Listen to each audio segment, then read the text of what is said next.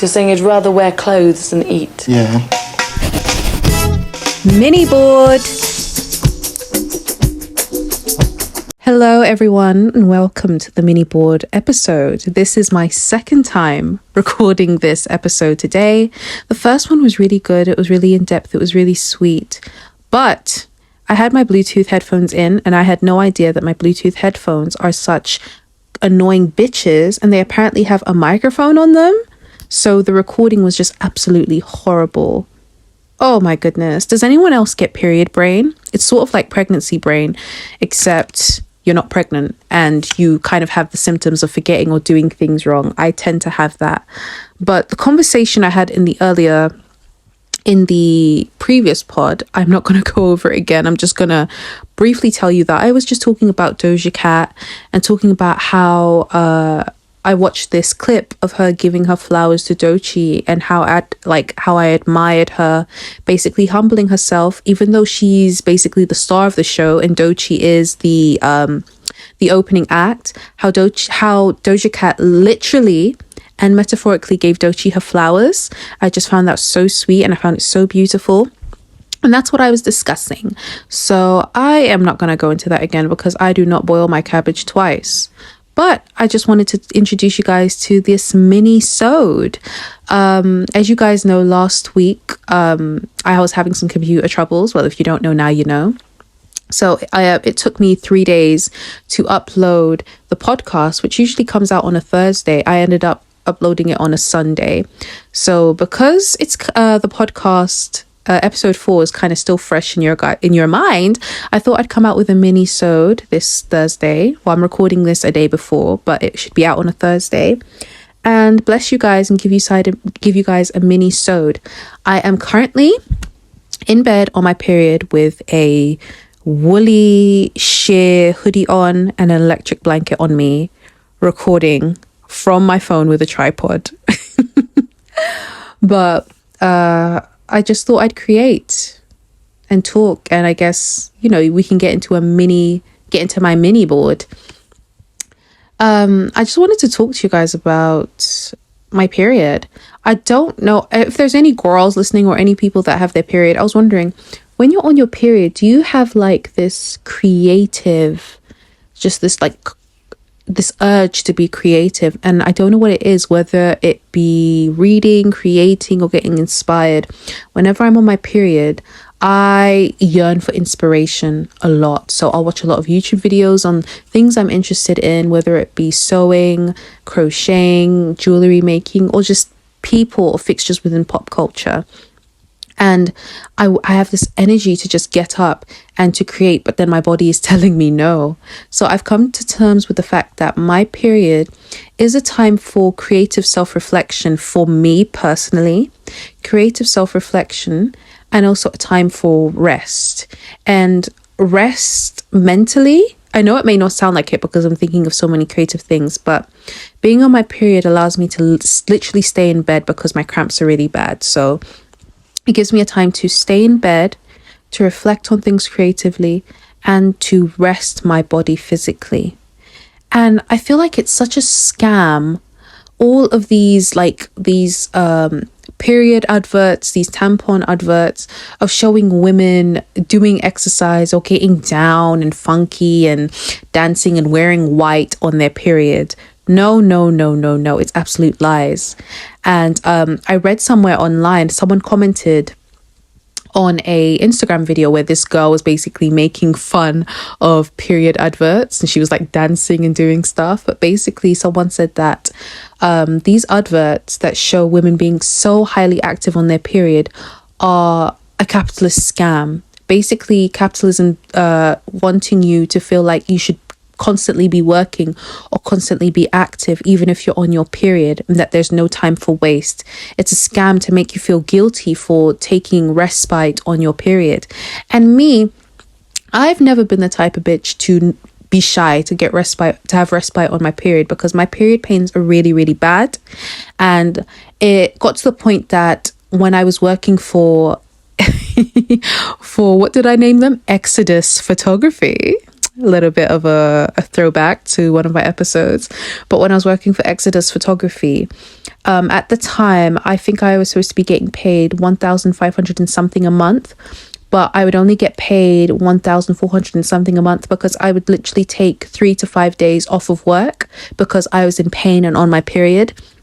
And I gladly took that L every month because I was in so much pain that I physically could not come into work. Even if it was just 5 minutes down the road for me, I could not go into work. I needed to take time out for myself and to rest.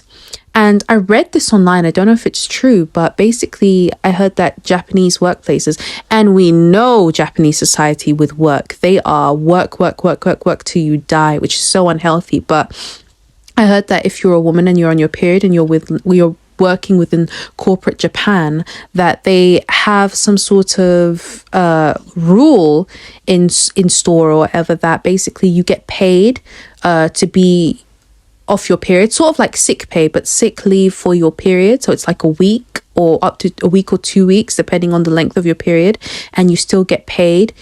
You can stay at home whilst you're on your period and you still get paid. There's no need to come in. And I really feel that needs to take place all over the world, especially I'm thinking not just Western countries, but places in Africa as well. I remember going back home to Zambia and being on my period, and because obviously Africa, there's a lot of like spiritualist beliefs and things like that. When I was on my period, I had to basically burn my pads. Yeah, I couldn't just throw them in the bin. My mom told me, oh, people use your blood for magic, this, that, and the other. I don't know how true this is. I do believe in spirituality, but rummaging through a bin to steal my blood, so that's crazy. That's wild. So I had to literally burn my pads, and that's wild. That's crazy. There's just so many things connected to being someone that has your period. But yeah, I really feel like we should have a bit more kindness to women and people that have their period. I remember when I first started my period, I would be in a lot of pain. And my mum, she never ever had painful periods at all. And she would look at me like, what the fuck are you doing? Like, relax. It's just a period. You're not sick. She would always say that to me. You're not sick. And it got to the point that my dad had to shake her a bit and be like, yo, no. Like, Lapose is actually in a lot of pain.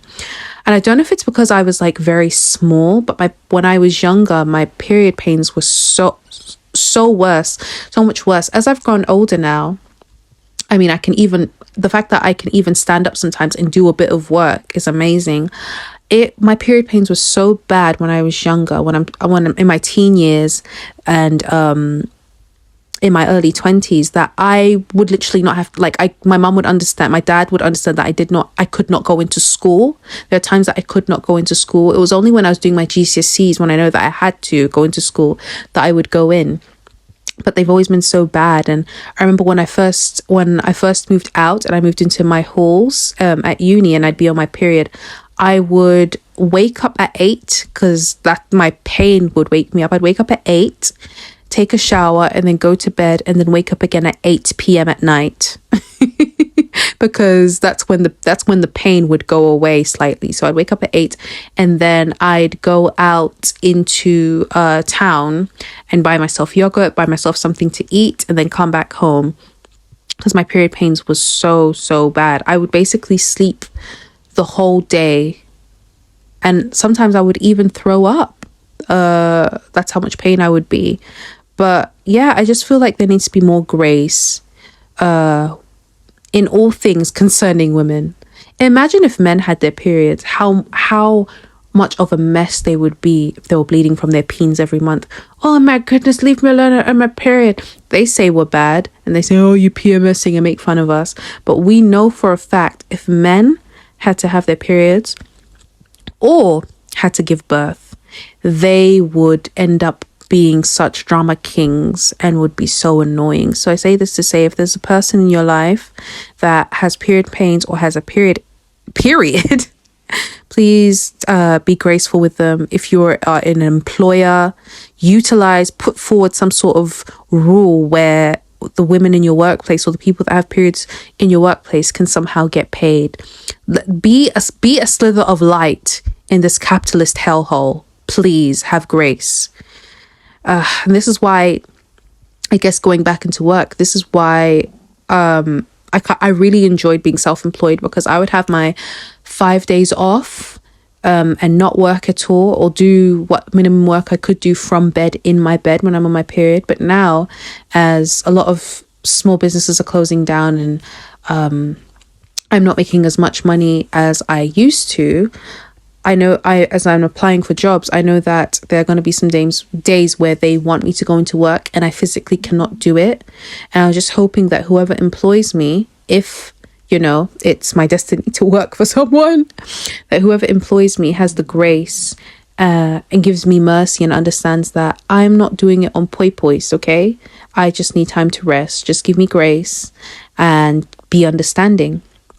But yeah, I think that's the end of today's second podcast, because the first one was so flipping annoying. But yeah, I hope you guys enjoyed the mini board podcast. Let me know if you want to hear more, and I will see you guys next week for a proper girthy, full, long, tasty, delicious mental mood board podcast. But until then, remember to bounce that ass, baby. Don't let it bounce you. It's your life. Bounce it hard. I love you guys. Take care. Bye.